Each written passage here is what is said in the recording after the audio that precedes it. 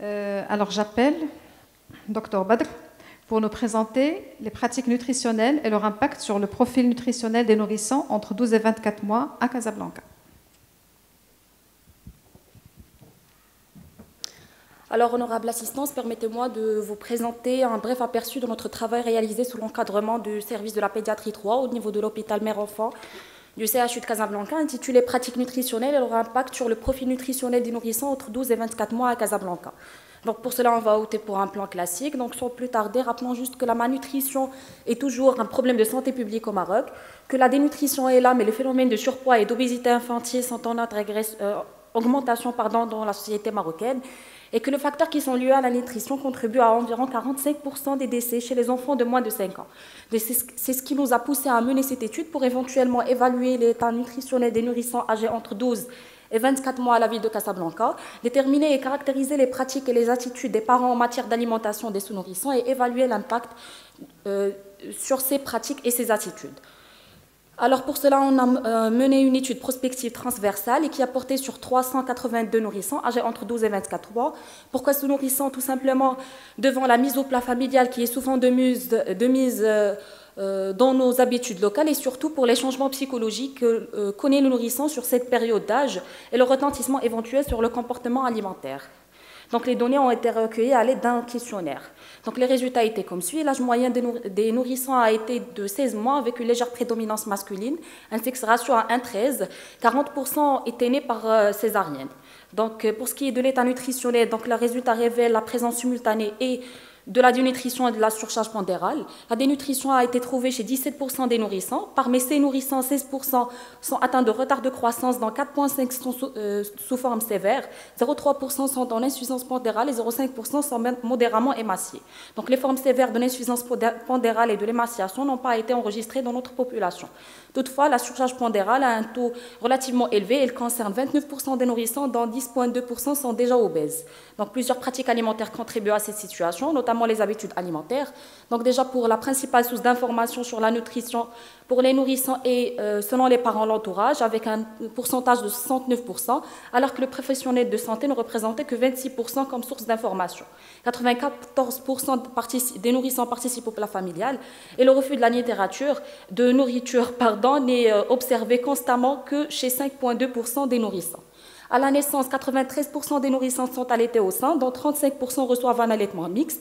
Donc pendant les 6 premiers mois, seuls 27% des nourrissons allaités au sein, soit 15% de la totalité des nourrissons retenus dans notre étude, sont toujours exclusivement allaités au sein. Donc l'allaitement est influencé par différents déterminants. Déjà, il y a la multiparité. Donc les multipares initient davantage l'allaitement au sein avec un pourcentage de 66%. Le niveau d'instruction des mamans. Donc on a 67% des mamans avec un niveau d'instruction primaire, 59% avec un niveau d'instruction secondaire et 57% qui sont analphabètes, qui allaitent au sein, versus juste 44,4% des mamans qui ont un niveau d'études, disons, supérieur. Cette association n'est pas statistiquement significative. Par contre, pour ce qui est de la profession des mamans, on a constaté que 64% des mamans sans profession allaitent naturellement nourrissants versus juste 20% des mamans travailleuses. Et cette corrélation est statistiquement significative. La même chose, ou la même corrélation existe entre le mode d'accouchement et l'allaitement, où l'allaitement maternel est négativement influencé par le mode d'accouchement avec un pourcentage de 67% des nourrissons qui sont nés par voie basse versus 44% des nourrissons qui sont nés par césarienne. Donc 47% des nourrissons étaient toujours allaités contre 52%, avec un 80% des nourrissons des mamans travailleuses qui sont sevrées, contre juste 47% des nourrissons dont les mamans sont femmes au foyer.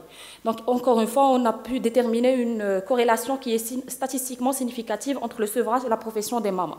Pour ce qui est de la diversification, donc l'âge moyen était de 5 mois. Donc l'eau a été introduite chez 39% des nourrissons dès la naissance. Il y a plusieurs pratiques qui sont dites plutôt négatives, donc 67% des nourrissons consomment déjà le thé sucré. Il y a des mamans qui ajoutent du sel au repas avec un pourcentage de 75% des cas. Donc les légumes et les fruits sont les aliments les plus consommés et les plus précocement introduits. Donc les protéines d'origine animale ne sont introduites que jusqu'à l'âge de 9 mois moyennement. Donc ces différentes pratiques ont un impact direct sur l'état nutritionnel des nourrissons. Donc la proportion des nourrissons en retard de croissance est plus importante chez les nourrissons qui recevaient un allaitement artificiel.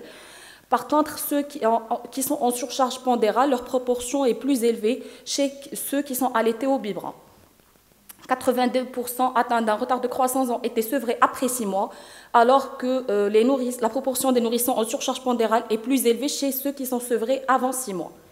Donc l'âge moyen de diversification alimentaire des nourrissons souffrant d'une émaciation modérée de 7 mois, de ceux qui souffrent d'une insuffisance pondérale est de 6 mois et des nourrissons atteints d'un retard de croissance modéré de 5 mois. L'âge moyen de diversification alimentaire des nourrissons en surpoids et obèses est de 5 mois.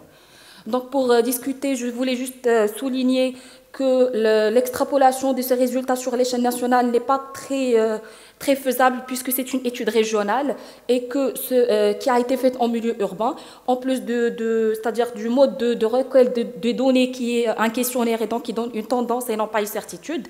Je vous laisse rapidement avec ce tableau qui résulte l'ensemble de nos résultats en comparaison avec les données de la dernière enquête nationale sur la population et la santé familiale, ainsi que différentes études faites à l'échelle nationale en Afrique du Nord et en Afrique subsaharienne. Donc, je souligne la proportion qui est plus importante des nourrissons dénutris et celle des nourrissons qui sont allaités au sein artificiel. Aussi l'importance de l'allaitement maternel qui a un effet protecteur certain sur l'obésité des enfants. Donc, et pour conclure, je veux juste rappeler que le pédiatre joue un rôle angulaire dans la communication, l'information et la sensibilisation des parents et la promotion de la santé de leurs enfants. Pas que ça, mais aussi des approches multisectorielles pour la promotion de la bonne nutrition infantile doivent être entretenues. Donc sur ce, je vous remercie pour votre attention. Merci pour cette belle présentation.